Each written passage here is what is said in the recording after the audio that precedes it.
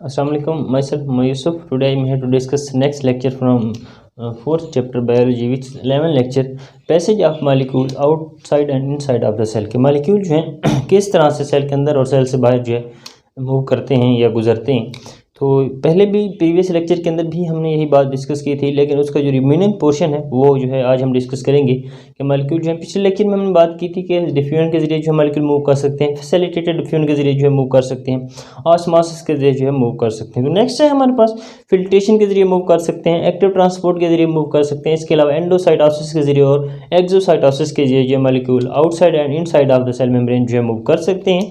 तो किस तरह से मूव करते हैं इसको वन बाय वन डिस्कस करते हैं। सबसे पहले फिल्ट्रेशन। फिल्ट्रेशन में जो है एक फिल्ट्रेशन वो प्रोसेस है जिसमें छोटे मॉलिक्यूल को जो है एक सेमी परमेबल मेम्ब्रेन में से गुजारा जाता है पानी के प्रेशर के जरिए या फिर ब्लड प्रेशर के जरिए। तो उस अमल को, उस प्रोसेस को हम नाम देते हैं फिल्ट्रेशन का। The process in which smaller molecule are forced across a semi permeable membrane by the aid of hydrostatic pressure is called filtration. तो फिल्ट्रेशन इस अमल को नाम दिया जाता है। मिसाल के तौर पर अगर ब्लड कैपिलरीज की वाल की बात की जाए तो उसमें ब्लड प्रेशर या पानी के प्रेशर की वजह से हालशुदा मादे जो हैं डिजॉल्व मटेरियल्स, इसके अलावा जो है डिजॉल्व मॉलिक्यूल या फिर पानी को जो है गुजारा जाता है। तो एक ब्लड प्रेशर के जरिए या फिर जो है हाइड्रोस्टैटिक प्रेशर, वाटर प्रेशर के जरिए, इसको हम नाम देते हैं फिल्ट्रेशन का। तो ये था फिल्ट्रेशन के बारे में थोड़ा सा इंट्रोडक्शन कि मॉलिक्यूल जो है मूव करते हैं outside and inside of the cell membrane by the hydrostatic pressure. मतलब सेल मेम्ब्रेन से गुजरेंगे किस तरह से, ब्लड के प्रेशर के जरिए या फिर जो है पानी के प्रेशर के जरिए, उस अमल को हम नाम देते हैं फिल्ट्रेशन का। एक और बात यहाँ पे जो है हमने ये बात भी की है कि छोटे मॉलिक्यूल को जो है सेल मेम्ब्रेन से गुजारा जाता है, और इसमें ऐसा है कि बड़े मॉलिक्यूल को मेम्ब्रेन से नहीं पास किया था, वो गुजर ही नहीं सकते। तो इस वजह से जो है छोटे मॉलिक्यूल गुजरेंगे across a semi membrane by the aid of hydrostatic pressure. That process is called filtration.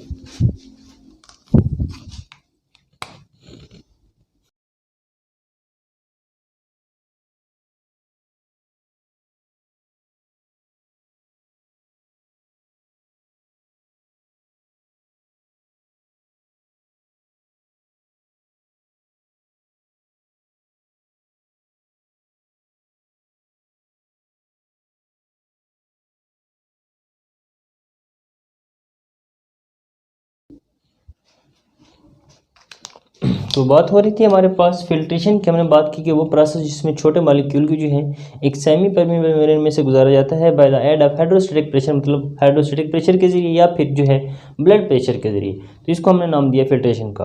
और मिसाल के तौर पर कैपिलरीज की जो वाल हैं उसमें से मॉलिक्यूल मूव करते हैं और वो मॉलिक्यूल मूव करेंगे जो छोटे होंगे, उसी तरह ही मूव करेंगे हाइड्रोस्टैटिक प्रेशर के जरिए या ब्लड प्रेशर के जरिए। इसमें यह है कि बड़े मॉलिक्यूल जो हैं मूव नहीं करते। तो ये थोड़ा सा इंट्रोडक्शन था फिल्ट्रेशन के मुतालिक। नेक्स्ट है हमारे पास एक्टिव ट्रांसपोर्ट। प्रीवियस लेक्चर के अंदर हमने पैसिव ट्रांसपोर्ट की बात की थी, यहाँ पे आज हमने जो है एक्टिव ट्रांसपोर्ट की बात करनी है। पैसिव ट्रांसपोर्ट में हमने बात की थी कि डिफ्यूजन और फैसिलिटेटेड डिफ्यूजन जो है दोनों पैसिव ट्रांसपोर्ट है, जबकि आज हम डिस्कस करेंगे एक्टिव ट्रांसपोर्ट क्या है। एक्टिव ट्रांसपोर्ट में ये है कि मॉलिक्यूल जो है मूव करते हैं कम एरिया वाले इर्तिका वाले इलाका से ज़्यादा इर्तिका वाले इलाके की तरफ, और इसमें यह है कि across a concentration gradient move करेंगे, और अक्रॉस अ कंसंट्रेशन ग्रेडियंट जो है require energy in the form of ATP, और जब वो मूव करेंगे एक कंसंट्रेशन ग्रेडियंट के थ्रू तो उस सूरत में जो है एनर्जी ज़रूरत होगी और वो जो है एटीपी की शक्ल में होगी। इसको हम नाम देते हैं एक्टिव ट्रांसपोर्ट का। The movement of molecule from the area of lower concentration to the area of higher concentration and the movement of these molecule across a semi-permeable या across a concentration gradient require energy in the form of ATP. That process is called active transport. जबकि on the other hand जब हम passive transport की बात की थी उसमें हमने बात की थी मॉलिक्यूल ज़्यादा से कम की तरफ मूव करते हैं और जो है ATP जो एनर्जी जो है ज़रूरत नहीं होती, तो उसको हमने पैसिव ट्रांसपोर्ट का नाम दिया था। ये बिल्कुल उसका उलट है। इसमें मॉलिक्यूल एक तो कम से ज़्यादा की तरफ मूव करेंगे और उसमें यह है कि एनर्जी जो है ATP की फॉर्म में जो है ज़रूरत होगी, खर्च होगी। इस सूरत को हम नाम देते हैं, इस प्रोसेस को हम नाम देते हैं एक्टिव ट्रांसपोर्ट का।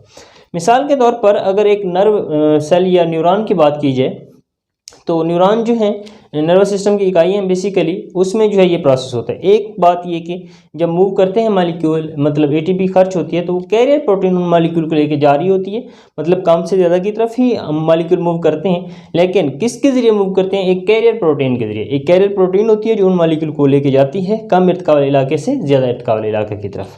तो मिसाल के तौर पर न्यूरॉन की हमने बात की, नर्व इम्पल्स की, उसमें मॉलिक्यूल जो है उसके अंदर जो है कैरियर प्रोटीन के तौर पर सोडियम पोटाशियम जो है 80 फेज पंप लगे होते हैं उसकी मेम्ब्रेन के अंदर, और उन पंप का काम ये है कि जहाँ पे मतलब आयंस को जो है वो मूव कराते हैं। सोडियम पोटाशियम 80 फेज पंप मतलब सोडियम और पोटाशियम को जो है मूव करा रहे होते हैं।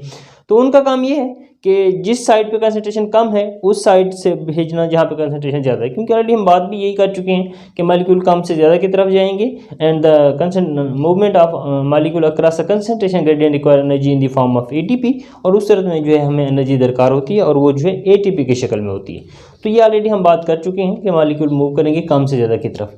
तो नर्व इम्पल्स जो है सोडियम पोटाशियम और आयंस को मूव कराता है सेल के आउटसाइड और इनसाइड, किस तरह से कैरियर प्रोटीन के जरिए, और वहाँ पे कैरियर प्रोटीन जो है सोडियम पोटाशियम 80 फेज पंप है, और जहाँ पे उनकी कंसंट्रेशन कम होगी वहाँ से वो आयंस मूव करके जाते हैं जहाँ पे उनकी कंसंट्रेशन जो है ज़्यादा होती है उसकी तरफ, और इस दौरान जो है एनर्जी जो है खर्च होती है वो एटीपी की शक्ल में होती है।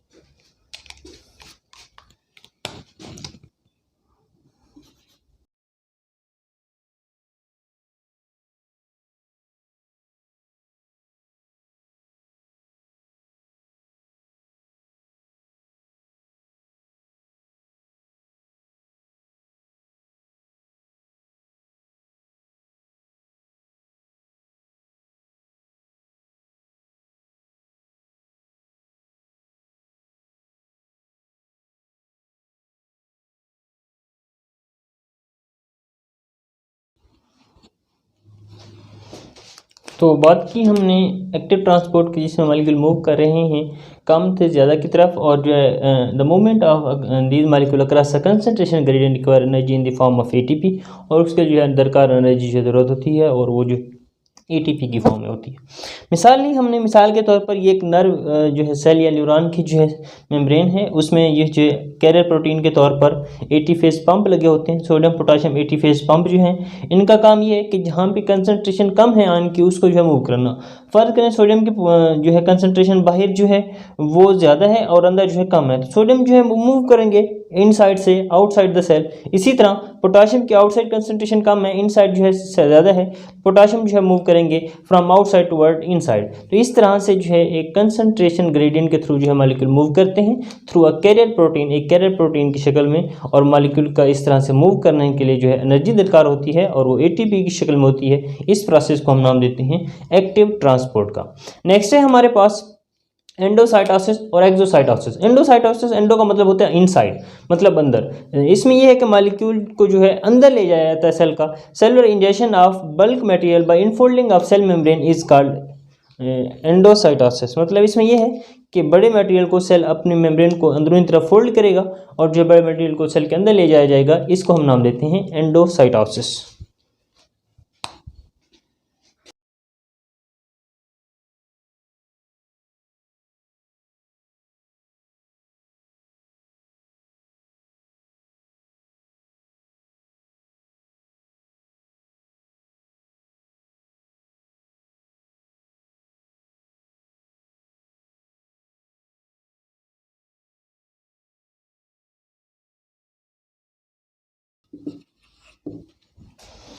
तो बात हो रही थी हमारे पास एंडोसाइटोसिस की।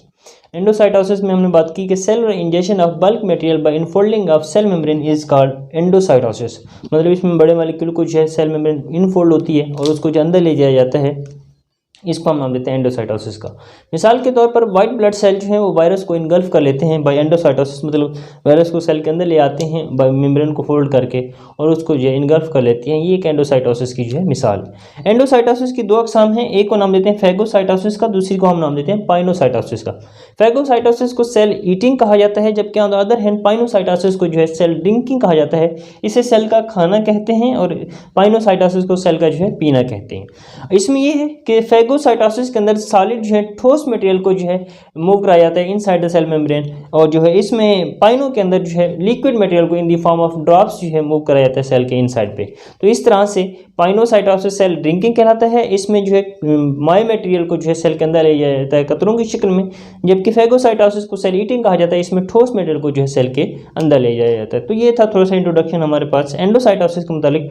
लास्ट है हमारे पास एक्सोसाइटोसिस। एक्सो का मतलब होता है बाहर निकालना। एक्सो एक्सो मतलब उसमें ये है कि बल्क मटेरियल को एक्सपोर्ट किया जाएगा फ्रॉम सेल, के सेल से बाहर निकाला जाएगा। और उसमें ये है कि मॉलिक्यूल मतलब जिस तरह ये एंडो इसमें मॉलिक्यूल अंदर मूव कर रहे थे, एक्सो के अंदर मॉलिक्यूल जो है बाहर मूव करते हैं। मिसाल के तौर पर रिलीजिंग ऑफ न्यूरोट्रांसमीटर जो है वो एक मिसाल है एक्सोसाइटोसिस की, मतलब न्यूरोट्रांसमीटर को सेल से बाहर जो है भेज दिया जाता है। तो ये एक मिसाल है एक्सोसाइटोसिस की। जबकि हमने एक और बात की, जब मेम्ब्रेन इनफोल्ड होती है एंडोसाइटोसिस के अंदर तो उसमें कुछ मेम्ब्रेन जो है यूज़ हो जाती है। वही मेम्ब्रेन जब मतलब एक्सोसाइटोसिस का प्रोसेस होता है तो वही मेम्ब्रेन जो दोबारा बना ली जाती है, जो कि लॉस होती हुई होती है एंडोसाइटोसिस के दौरान। तो ये एक थोड़ा सा हमारे पास फ़र्क था, एक्सो और एंडो जो है किस तरह से मतलब सेल के मेम्ब्रेन आर पार जो मॉलिक्यूल को मूव करा रहे हो। तो लास्ट जो है हमारे पास है एक्सोसाइटोसिस।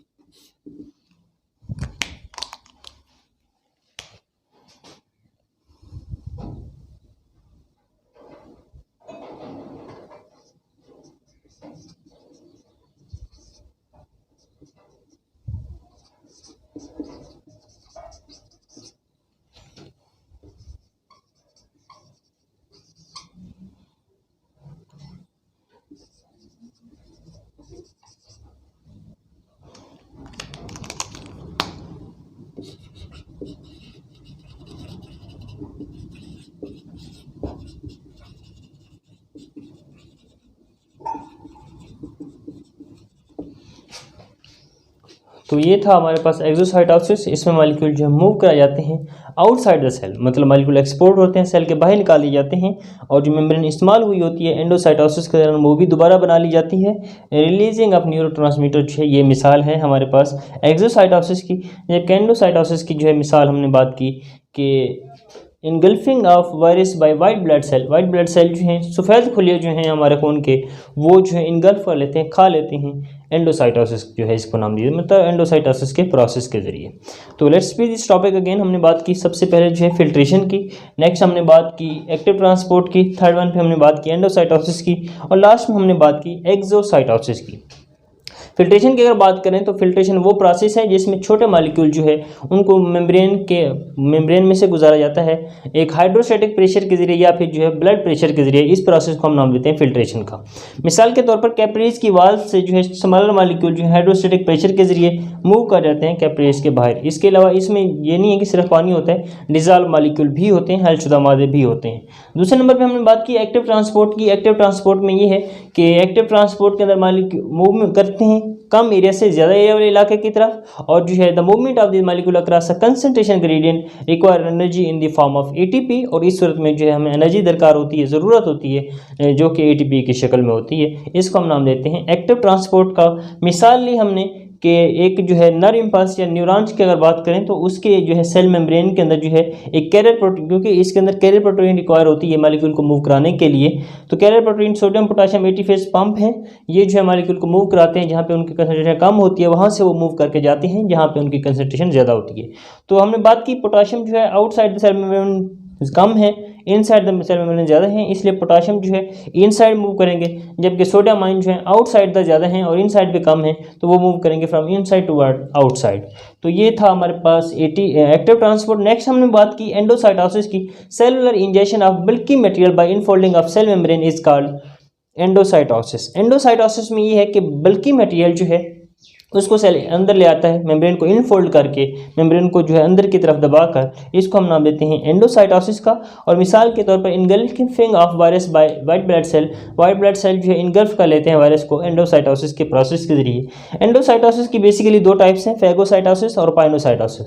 फैगोसाइटोसिस में ये है कि सेल ईटिंग कहा जाता है और इसमें ठोस मटेरियल को जो है सेल अपने अंदर ले जाते हैं, जबकि पाइनोसाइटोसिस को सेल ड्रिंकिंग कहा जाता है और इसमें जो है माई मटेरियल को कतरों की शक्ल में जो है सेल के अंदर ले जाया जाता है। लास्ट में हमने बात की एक्सोसाइटोसिस की। एक्सोसाइटोसिस में exporting of bulky material from outside या from inside of the cell, cell के अंदर से जो बल्की मटेरियल को बाहर निकाल देना, एक्सपोर्ट कर देना, इसको हम नाम देते हैं एक्सोसाइटोसिस का। और मिसाल हमने बात की रिलीजिंग ऑफ न्यूरोट्रांसमीटर। न्यूरोट्रांसमीटर जो है सेल से बाहर रिलीज कर दिया जाता है, भेज दिया जाता है, तो ये जो है मॉलिक्यूल को इस तरह से। और एक और बात, यहाँ पे जो है एक्सोसाइटोसिस के ज़रिए अंदर जो मेम्ब्रेन यूज़ हुई होती है एंडोसाइटोसिस में, वो भी दोबारा बना ली जाती है। तो ये था हमारा आज का टॉपिक, जिसमें हमने फिल्ट्रेशन की बात की, एक्टिव ट्रांसपोर्ट की बात की, एंडोसाइटोसिस की बात की और एक्सोसाइटोसिस की बात की। और ये जो है किसी भी क्वेश्चन के लिए ये लास्ट टॉपिक था, मतलब passage of molecule inside and outside of the cell. तो किसी भी क्वेश्चन के लिए जो है कमेंट बॉक्स में जो क्वेश्चन कमेंट करें। Thank you for watching.